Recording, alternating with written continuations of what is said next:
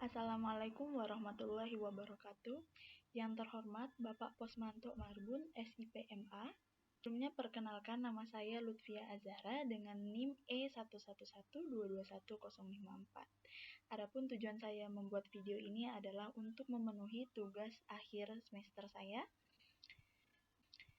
Dan pada video kali ini, saya akan membahas peran rezim perdagangan internasional RED II dengan mengambil kasus sengketa ekspor kelapa sawit Indonesia ke Uni Eropa. Nah, sebelum masuk ke pembahasan, izinkan saya menjelaskan apa itu rezim perdagangan internasional. Nah, rezim perdagangan internasional merupakan suatu sistem atau struktur yang mengatur dan mengkoordinasikan kegiatan perdagangan antar negara. Nah, dalam konteks internasional, rezim perdagangan internasional itu berfungsi sebagai wadah untuk mengatur perilaku aktor-aktor dalam hubungan internasional termasuk negara-negara, organisasi, dan individu, serta mengatur isu-isu tertentu seperti perdagangan, investasi, dan teknologi. Nah, rezim ini menjalankan peran penting yang berguna untuk kebutuhan hubungan antar negara, serta menciptakan regulasi yang sudah disepakati bersama. Nah, Renewable Energy Directive II atau yang biasa kita sebut dengan RED II merupakan kebijakan yang dikeluarkan oleh Uni Eropa pada tanggal 23 April 2009 yang mewajibkan seluruh negara Uni Eropa untuk menggunakan energi yang bersih dan terbarukan. Nah, RED II di sini menjadi sebuah permasalahan yang harus diselesaikan dari kedua belah pihak negara yang sedang bersengketa. Dan World Trade Organization atau yang biasa kita sebut WTO merupakan rezim perdagangan internasional, maka WTO bertugas untuk menyelesaikan sengketa ini. Dari yang telah saya jelaskan tadi, saya melihat beberapa hal yang dapat menjadi rumusan masalah pada pembahasan saya kali ini. Nah, pertanyaannya adalah, yang pertama, bagaimana peran rezim perdagangan internasional RED II dalam sengketa ekspor kelapa sawit Indonesia ke Uni Eropa? Yang kedua, bagaimana kebijakan RED II mempengaruhi perekonomian Indonesia? Pada pembahasan yang pertama, saya akan menjawab rumusan masalah dari pertanyaan bagaimana peran rezim perdagangan internasional RED II dalam sengketa ekspor kelapa sawit Indonesia ke Uni Eropa. Dan saya akan membahas dua peran rezim perdagangan internasional RED II. Yang pertama, peran rezim perdagangan internasional RED II sebagai pencipta aturan dan standar, dan peran rezim perdagangan internasional RED II sebagai sarana pengelola konflik. Nah, pembahasan pertama adalah mengenai peran rezim perdagangan internasional RED II sebagai pencipta aturan dan standar. Nah, RED II bertindak sebagai pembuat aturan dengan menetapkan persyaratan yang ketat untuk penggunaan biofuel yang berkelanjutan. Nah, ini tuh mencakup kriteria keberlanjutan untuk bahan bakar nabati dan bioliquid yang harus dipenuhi oleh negara anggota Uni Eropa.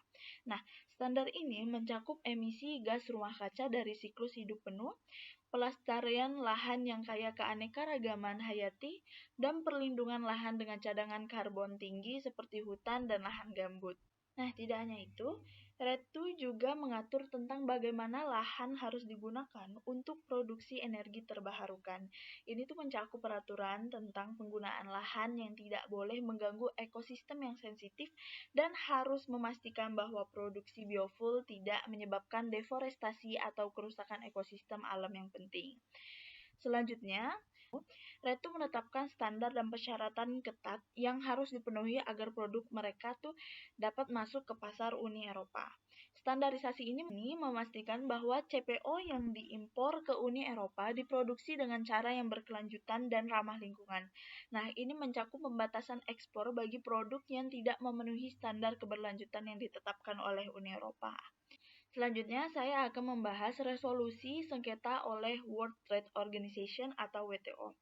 Ketika kebijakan seperti RED II menimbulkan sengketa internasional, misalnya ketika negara-negara eksportir CPO merasa dirugikan oleh standar ketat tersebut, Organisasi Perdagangan Dunia atau WTO berperan sebagai mediator dalam penyelesaian sengketa tersebut. Nah, WTO sebagai rezim perdagangan internasional memiliki mekanisme penyelesaian sengketa yang bertujuan untuk menangani dan menyelesaikan perselisihan antara negara-negara anggota mengenai kebijakan perdagangan yang dianggap merugikan.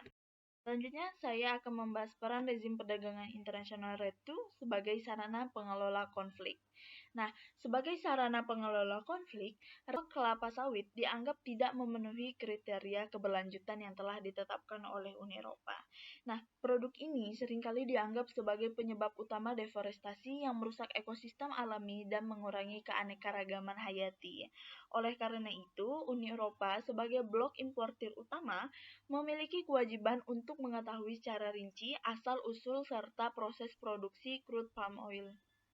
Uni Eropa, sebagai blok importir utama, memiliki kewajiban untuk mengetahui secara rinci asal-usul serta proses produksi crude palm oil atau CPO yang diimpor. Nah, hal ini tuh mencakup verifikasi bahwa produksi CPO tidak berkontribusi terhadap deforestasi atau praktik pertanian yang merusak lingkungan. Nah, Uni Eropa harus memastikan bahwa semua CPO yang diimpor mematuhi standar keberlanjutan yang ketat yang mencakup perlindungan hutan, konservasi keanekaragaman hayati, dan pengurangan emisi gas rumah kaca. Nah, komitmen ini tidak hanya bertujuan untuk menjaga lingkungan tetap lestari, tetapi juga untuk mendukung tujuan-tujuan yang diadopsi dalam Protokol Kyoto. Nah, Protokol Kyoto merupakan perjanjian internasional yang mengikat negara-negara pihak untuk mengurangi emisi gas rumah kaca guna memengaruhi perubahan iklim. Dengan menerapkan RED II, Uni Eropa memperkuat komitmennya terhadap Protokol Kyoto dan memperluas upaya global dalam menjaga lingkungan. Nah, ini tuh mencerminkan tanggung jawab Uni Eropa untuk memastikan bahwa kegiatan ekonominya, termasuk impor komoditas seperti CPO, tidak berkontribusi pada kerusakan lingkungan global.